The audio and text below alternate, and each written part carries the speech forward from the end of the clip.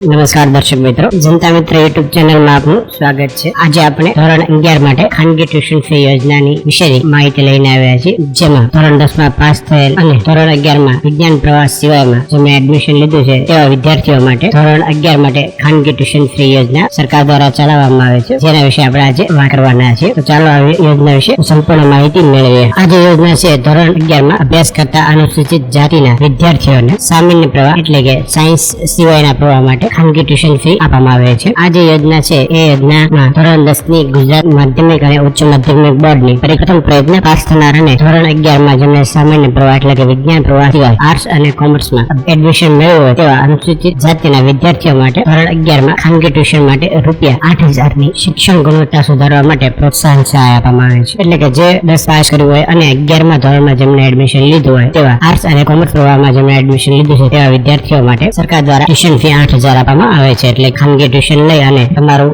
ભણતરમાં છે એ ગુણવત્તા લાવી શકો છો। આ જે યોજના છે શિક્ષણ ગુણવત્તા લાવવા માટે પ્રોત્સાહન આપવામાં આવે છે। આ જે યોજના છે એના નિયમો અને શરતોની વાત કરીએ તો ગુજરાત માધ્યમિક અને ઉચ્ચ માધ્યમિક શિક્ષણ બોર્ડની ધોરણ 10 ની પરીક્ષામાં પ્રથમ પ્રયત્ન પાસ કર્યા હોય અને 75% અથવા તો તેથી વધુ ગુણ જેમને મેળવ્યા હોય તેવા વિદ્યાર્થીઓને આ યોજનાનો લાભ મળે છે। અને આ વિદ્યાર્થીઓ ધોરણ 11 માં સામાન્ય પ્રવાહમાં અભ્યાસક્રમોમાં પ્રવેશ મેળવવા માટે તેમને પ્રવેશ મેળવ્યો હોય તેવા અનુસૂચિત જાતિના વિદ્યાર્થીઓ અને વિદ્યાર્થીનીઓને આ યોજના અંતર્ગત અરજી કરીને લાભ મેળવી શકે છે। આ જે યોજના પૈકી જે જિલ્લા વાઇઝ 100 અરજીઓ જે રજૂ થઈ હોય તેમને પ્રથમ પાત્રપત્ર આપવામાં આવશે। એટલે વહેલા તે પહેલા ધોરણે તમારે અરજી કરવાની રહેશે। જે વિદ્યાર્થીઓનો પ્રથમ 100 ક્રમમાં સમાવેશ થતો ન હોય તેમની અરજી દફતરે કરવામાં આવશે। એટલે આ અંગે કોઈ પણ પ્રકારનો પત્ર વ્યવહાર કરવો નહીં, બરાબર છે। એટલે કે માત્ર 100 જે અરજીઓ છે એમને જ આ લાભ આપવામાં આવશે। વિજ્ઞાન પ્રવાસ સિવાય ધોરણ 11 માં જેમને આ યોજનાનો લાભ મળશે તેમને ₹8,000 શિક્ષણ ગુણવત્તા પ્રોત્સાહન સહાય આપવામાં આવશે। જેમને ધોરણ 11 માં સહાય મળી હોય તેમને પણ 12મા ધોરણમાં સહાય આપવામાં આવશે। ધોરણ 11 માં નાપાસ થયેલા સ્ટુડન્ટ હોય તો એમને આ ટ્યુશન ફી નો લાભ મળવા પાત્ર થશે નહીં, એટલે કે 12મા ધોરણમાં પછી એને મળવા પાત્ર નહીં થાય। આ જે યોજના છે તો કે કોને લાભ મળે તો કે અનુસૂચિત જાતિના જે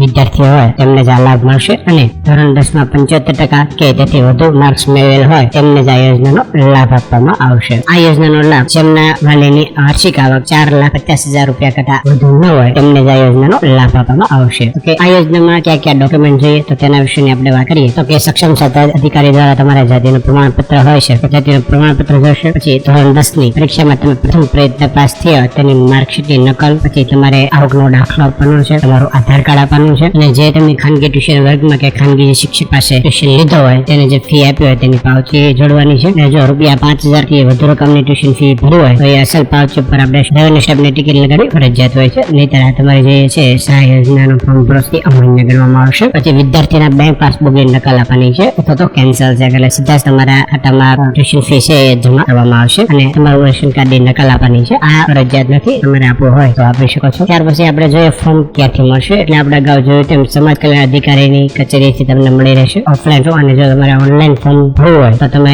સમાજકલ્યાણ.gujarat.go.in ની વેબસાઇટ પર ભરી શકો છો અને ઓનલાઈન તમારે અસલ પુરાવાની અપલોડ કરવાના હોય છે। અને જો તમારા જિલ્લાના સમાજ કલ્યાણ અધિકારી આ ડોક્યુમેન્ટ ખરાઈ માટે રજૂ કરવા જણાવે તો તમારે ડોક્યુમેન્ટ ઓરિજિનલ લઈને જવાનું હોય છે। તો મિત્રો આજે આપણે ધોરણ 11 માં જે ટ્યુશન સહાય ફી યોજના છે તેના વિશેની આપણે વાત કરી છે। અને જો તમે ચેનલને સબસ્ક્રાઇબ નથી કરી તો ચેનલને સબસ્ક્રાઇબ કરી લેજો અને આ વિડીયો જો તમને પસંદ આવ્યો હોય તો વિડીયોને લાઈક કરી દેજો અને તમારા મિત્રોને વિડીયો શેર કરી દેજો।